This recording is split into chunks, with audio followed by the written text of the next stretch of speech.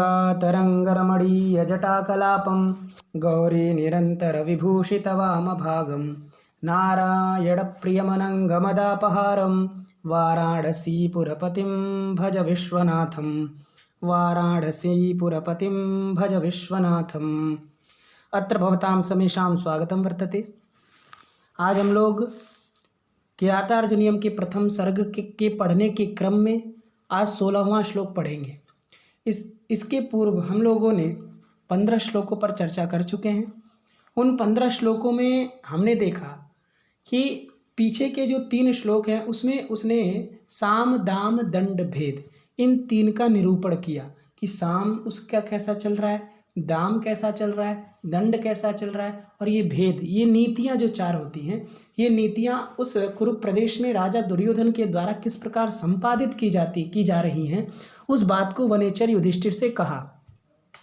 अब जो है उस 4 नीतियों को कहने के पश्चात अब वो कह रहा है कि उसकी जो आंगन है ना, मतलब उसका जो घर है, उसका जो राजमहल है, उस राजमहल में कितने लोग आते हैं, है ना। आते हैं का मतलब क्या कि उसका कितने लोगों से परिचय है, अगल बगल के जो देश के लोग हैं, जो छोटे छोटे देश के लोग हैं, कुरुप प्रदेश के अगल बगल के जो लोग हैं, उन लोगों से उसका कैसा संबंध है वह इस श्लोक में बताता है कि उन लोगों, जो अगल बगल के राजा लोग हैं, उन लोगों से इसका संबंध किस प्रकार का है, उनसे मित्रता है कि उनसे शत्रुता है, कि उनसे किस प्रकार का व्यवहार रखा है, उस बात को इस श्लोक में बताता है।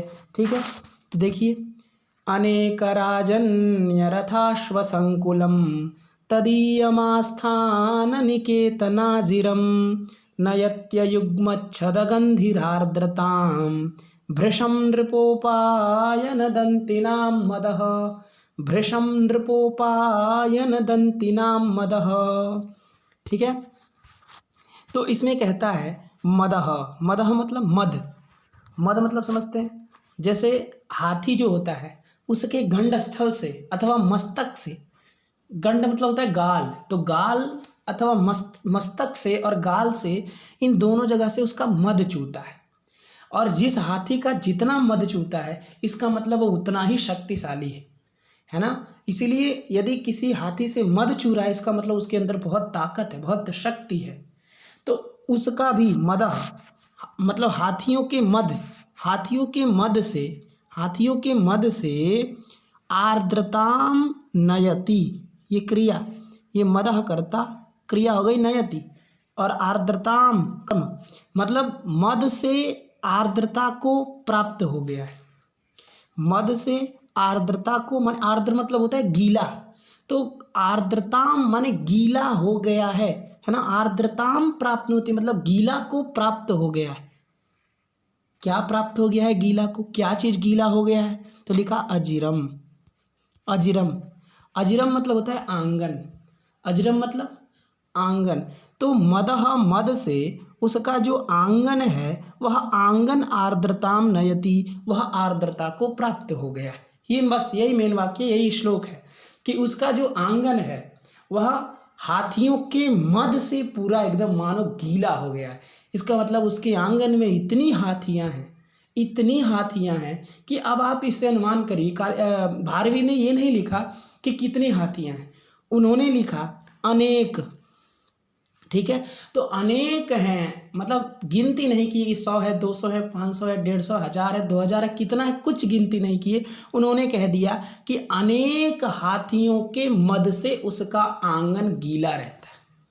कौन कह रहा है? वनेचर कह रहा है। ठीक है ना, वनेचर युधिष्ठिर से कह रहा है। ठीक है, अब वो मद हाथी का है। ठीक है ना, इसलिए लिखा दंती नाम। अब वो दंती कैसे है, वो हाथी कैसे है, तो नृपोपायन दंती नाम।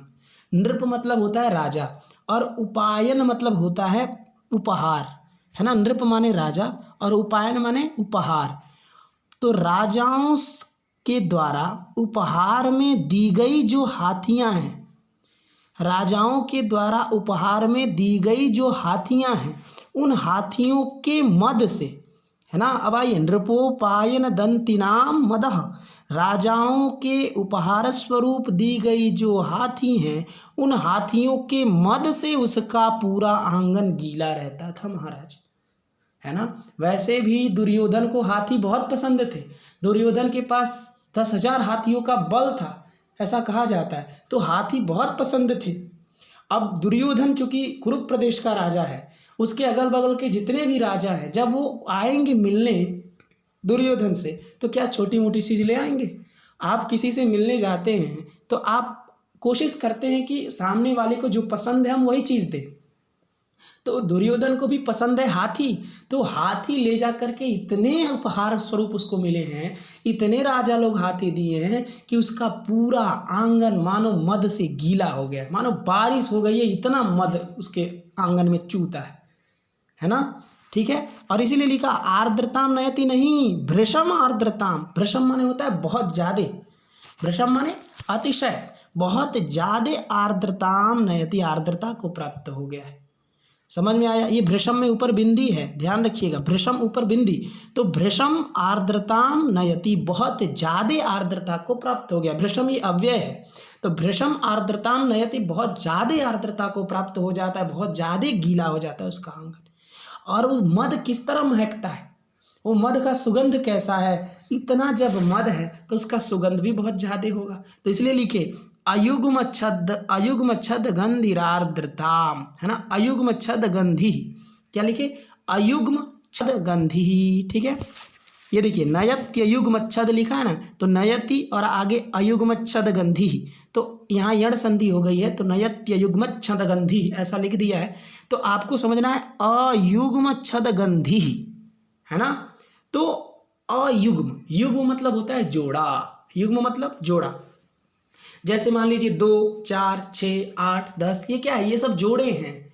और अयुग्म मतलब जो जोड़ा नहीं है, जैसे 1, 3, 5, 7, ये क्या है, ये अयुग्म है। ठीक है ना, सम और विषम इस तरह से भी समझिए, सम और विषम, जो सम होता है उसको कहते हैं युग्म, और जो विषम होता है उसको कहते हैं अयुग्म।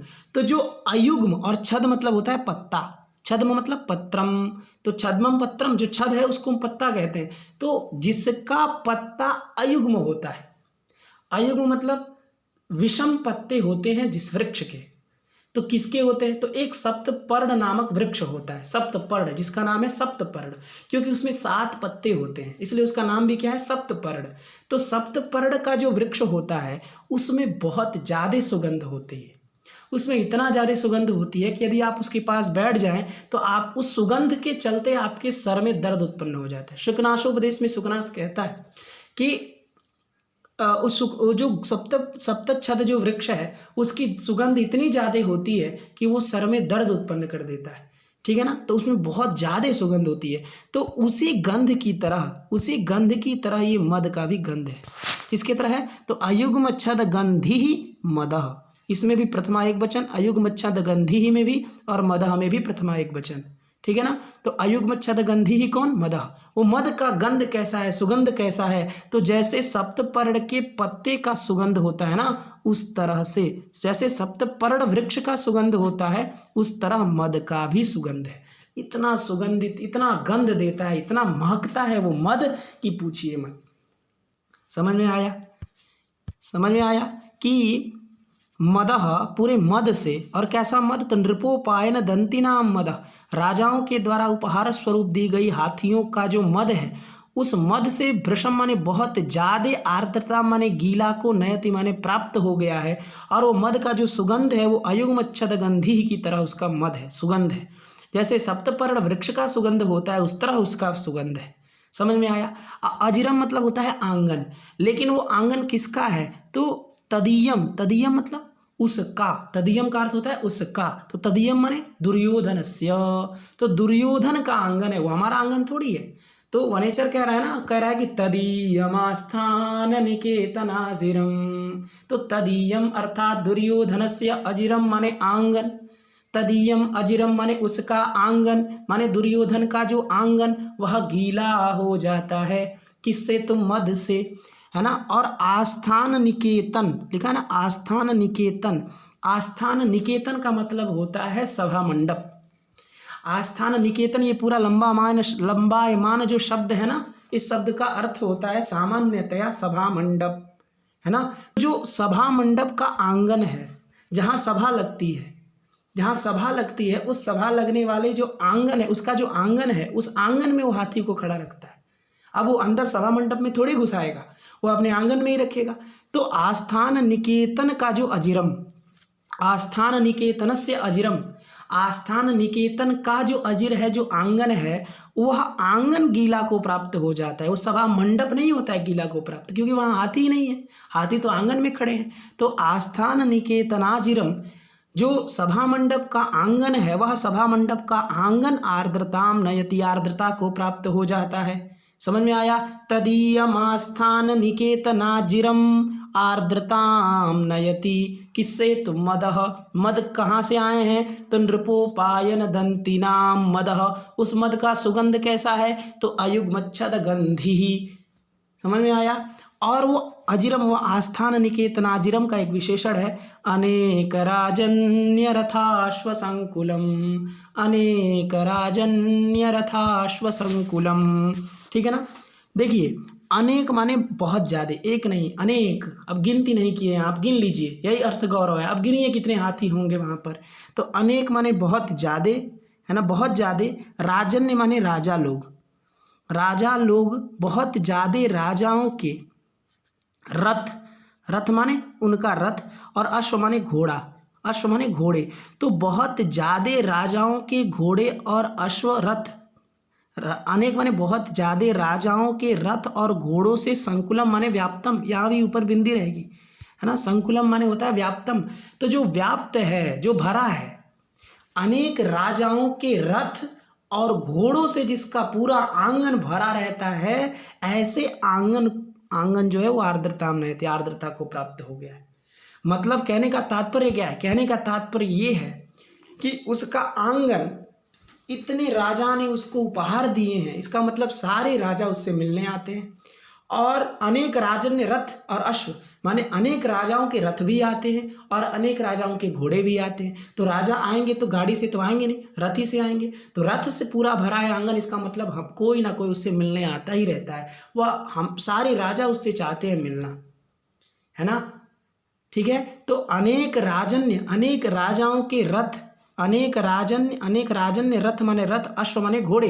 तो अनेक राजाओं के रथ और घोड़े से जो व्याप्त है, ऐसा जो आस्थान निकेतनाजिरम, ऐसा आस्थान निकेतनाजिरम आर्द्रताम नयति, आर्द्रता को प्राप्त हो गया है। किससे? तो नृपोपायन दंतिनाम मदह, और मद कैसा है, सुगंध कैसा है? तो अयुग्मच्छद गंधि ही। और भृशम माने बहुत ज़्यादा आर्द्रताम नयति, बहुत ज़्यादा आर्द्रता को प्राप्त हो गया है। ठीक है। और वो कहाँ कहाँ मद गिर रहा है, कहाँ पूरा मद फैल गया है? तो लिखे आस्थान निकेतनाजिरम, सभा मंडप का, सभा मंडप का जो आंगन है, वह आंगन आर्द्रताम नयति। वो किसका है? तो तदीयम, तदीयम माने दुर्योधनस्य। तो दुर्योधनस्य, यह दुर्योधनस्य यत् आस्थान निकेतनाजिरम वर्तते तत् आर्द्रताम नयति, आर्द्रताम प्राप्नोति, है ना, आर्द्रता को प्राप्त हो गया है महाराज। और उसका आंगन कभी भी खाली रहता ही नहीं है, कभी कोई ना कोई राजा, कभी कोई राजा, कभी कोई घोड़े, कभी कोई रथ आता ही रहता है। इसलिए लिखे अनेक राजन्य रथाश्व संकुलम तदीय आस्थान निकेतनाजिरम। उसका जो आस्थान निकेतनाजिर है, सभा मंडप का जो आंगन है, वह हमेशा घोड़ों रथों से भरा रहता है, हमेशा लोग आते ही रहते हैं। समझ में आया? तो इसमें जो है वह बताया गया कि जो दुर्योधन है वह अगल बगल के राजाओं को बहुत अच्छा सम्मान देता है, तभी तो लोग आते हैं।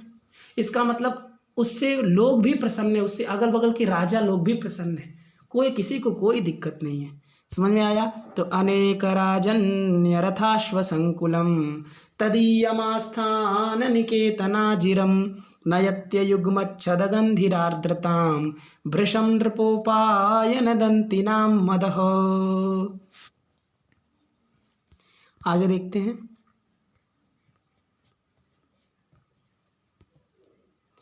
सुखेन लभ्या दधतः कृषिवलैः अकृष्टपच्याः इव सस्य संपदः वितन्वति क्षेममदेव मातृकाश चिराय तस्मिन् कुरवश्चकासति, चिराय तस्मिन् कुरवश्चकासति। ठीक है। इस श्लोक में, ठीक है ना, जो वनेचर है वह युधिष्ठिर से वहाँ के लोगों के बारे में बताता है कि वहाँ के लोग किस प्रकार। अब पहले बताया कि अगल बगल के राजा लोग उससे प्रसन्न हैं कि अप्रसन्न हैं, उसकी बात मानते हैं कि नहीं मानते, उससे मिलने आते हैं कि नहीं आते हैं, ये बता दिया पिछले श्लोक में। अब इस श्लोक में बता रहा है कि वहाँ के लोग कैसे हैं। वहाँ के लोग तो खुश हैं ना उस राजा से, पूछा था ना कि प्रजासवृत्तिम वेदितुम, तुमको नियुक्त किए हैं, तुम जाओ प्रजाओं में स्वभाव देख करके आओ। तो इस श्लोक में वही बता रहा है कि उनका स्वभाव कैसा है। तो उस स्वभाव को बता रहा है कि वहाँ के किसान लोग कैसे हैं, वहाँ के किसान खुश है कि नहीं है, वो चीज़ इस श्लोक में बताएगा। ठीक है ना। तो लिखा क्या, कुरवः चकासति। कुरवः, ये कुरवः करता है, तो कुरवः क्या है, कुरवः करता, तो कुरवः क्या है, चकासति। कुरवः चकासति, उसका कुरु प्रदेश चकाचक है। चकासति मतलब क्या, चकाचक। चकास्त्र दीप्तौ धातु है, तो चकास्त्र दीप्तौ माने उसका कुरु प्रदेश चकास्ति, चकासति, उसका कुरु प्रदेश बहुत देदीप्यमान है, बहुत सुंदर है, बहुत चकाचक है। समझ में आया। तो ये चकासति ना, चकासति जो है लट लकार प्रथम पुरुष बहुवचन की क्रिया है। इसको एक वचन मत समझिएगा जैसे भवती की तरह चकासति, ऐसा नहीं। एक वचन में तो चकास्ति हलंत सकार रहता है, चकास्ति, चकास्तः, चकासति, ऐसा रूप चलता है ना। तो ये जो है इसलिए कुरवा भी देखिए ना, कुरवा क्या है, प्रथमा विभक्ति बहुवचन का है। जैसे गुरु गुरु गुरवा, वैसे ही कुरु कुरु कुरवा, है ना। और चूंकि देशवाची शब्द है, देशवाची शब्दों में हमेशा बहुवचन का प्रयोग किया जाता है, इसलिए यहाँ कुरवा में बहुवचन का प्रयोग किया गया। तो कुरवा चकासति, कुरु प्रदेश अत्यंत सुंदर है, चकाचक है, देदीप्यमान है। ठीक है, समझ में आया। और कैसे देदीप्यमान, ऐसे आसानी से नहीं देदीप्यमान है, वह बहुत काल से, बहुत समय से, जब से आप लोग यहाँ आ गए हैं तब से लेकर के बहुत काल तक, इसलिए लिखा चिराय माने बहुत काल से, तस्मिन माने उस कुरु प्रदेश में, है ना। चिराय माने बहुत काल से, तस्मिन माने उस कुरु प्रदेश में, क्षेमम वितन्वती, वह कुशलता पूर्वक कार्य करते रहने पर। वितन्वती मतलब क्या है ना, विस्तार करते रहने पर, बड़ी कुशलता से, बहुत काल से, बहुत समय से वह कुशलता, बड़ी कुशलता से विस्तार करते रहने पर, बहुत विस्तार किया, बहुत काम किया अपने कुरु प्रदेश को लेकर के, और इसलिए उसका आज कुरु प्रदेश जो है वो चकासति, बहुत चकाचक है, बहुत देदीप्यमान, बहुत सुंदर है।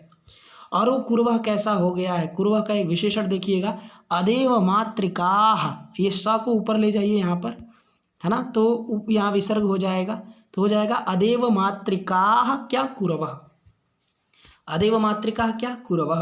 तो अदेव मातृकाः प्रथमा बहुवचन और कुरवः भी क्या है, प्रथमा बहुवचन है। तो अदेव मातृकाः किसका विशेषण है, कुरवः का विशेषण है। ठीक है ना। तो देवः एव माता येषां ते देव मातृकः, है ना, जिसकी, देवः एव माता येषां ते देव मातृकाः, जिसकी माता देव हैं, देव ही जिसकी माता है ना, उसको कहते हैं देव मातृक। और न देव मातृकः इति अदेव मातृकः, जो देव मातृक नहीं है, जिसकी माता देव नहीं है, अर्थात जो भगवान पर आश्रित नहीं है। समझ में आया कि देव ही जिसकी माता है, भगवान पर जो जमीन आश्रित होती है, जो देश आश्रित होता है, उस देश को, उस जमीन को कहते हैं हम लोग ये देव मातृक भूमि है ना, यह देव मातृक देश है, क्योंकि इसकी माता, इसके पालन पोषण करने वाले देव है, भगवान के भरोसे ये चलता है। लेकिन उसका कुरु प्रदेश महाराज भगवान के भरोसे नहीं है, वह अदेव मातृक कुरु प्रदेश हो गया है, उस वह स्वतंत्र आत्मनिर्भर हो गया है।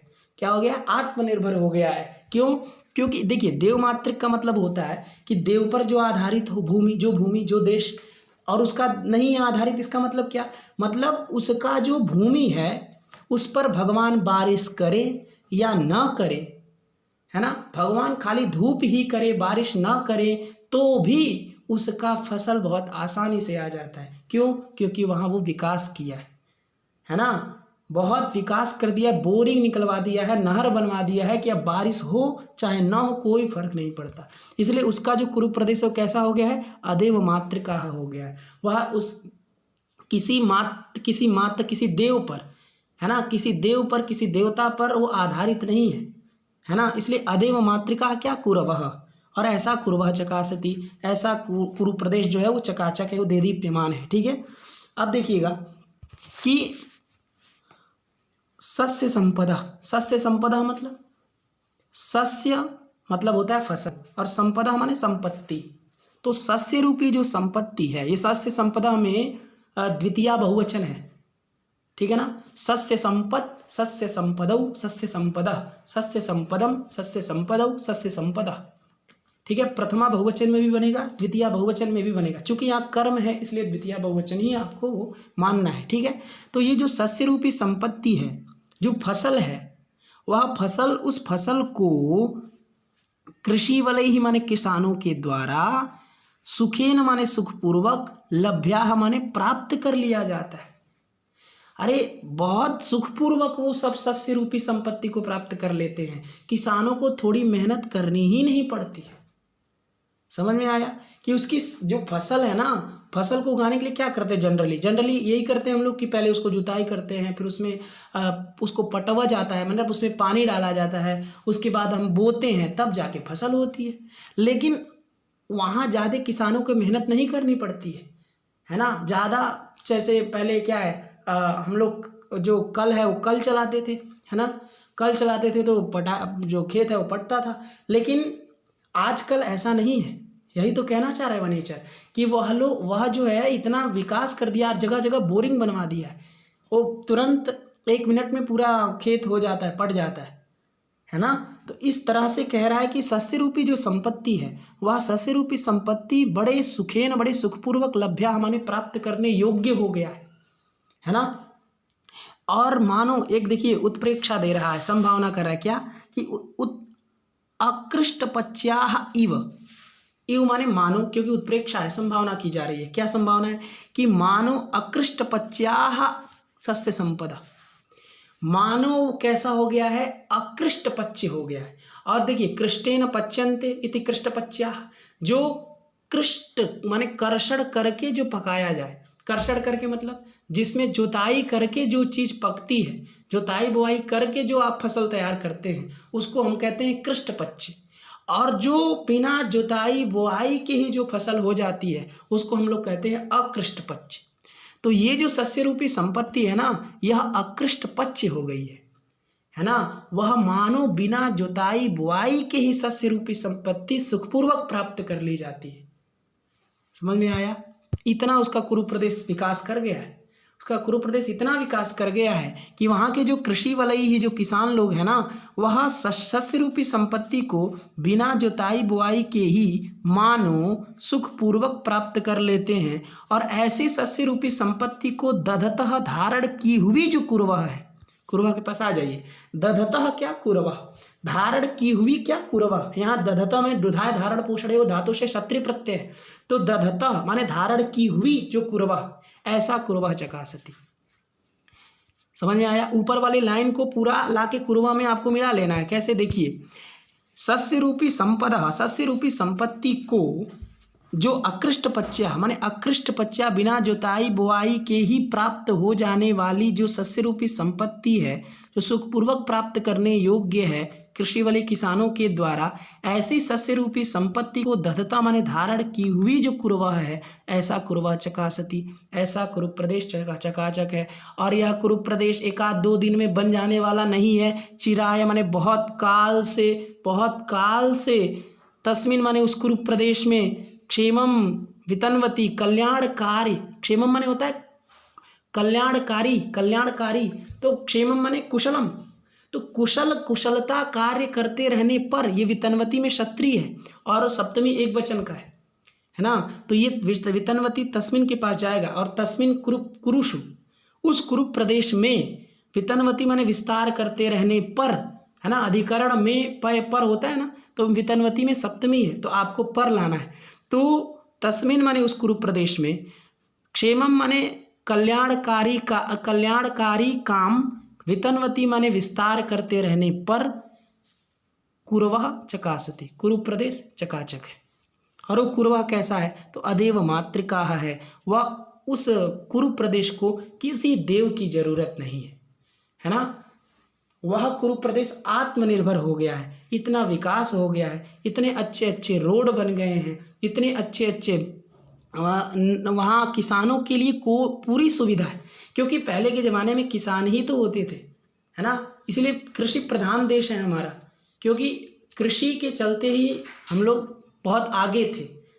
तो कृषि जो करते हैं, जो कृषि बल हैं, जो किसान हैं, उन किसानों को महत्व देना ही चाहिए। इसलिए यहाँ किसान के बारे में ज़रूर बताया, वो एक स्पेशली एक श्लोक किसानों के लिए बोला कि जो किसान है वो बड़ा खुश हैं, बड़े सुखपूर्वक वो लोग शस्य रूपी संपत्ति को प्राप्त कर लेते हैं। शस्य संपदा में रूपक है, रूपक अलंकार है, क्योंकि जो शस्य है वही संपत्ति है ना। शस्य एवं संपत्ति, शस्य ही संपत्ति है, शस्य ही संपत्ति, इसलिए यहाँ रूपक अलंकार है ना। तो रूपक अलंकार का प्रयोग है, समझ में आया। तो सुखेन लभ्या दधतः कृषिवलैः अकृष्टपच्याः इव सस्य संपदः वितन्वति क्षेममदेव मातृकाश् चिराय तस्मिन् कुरवश्चकासति।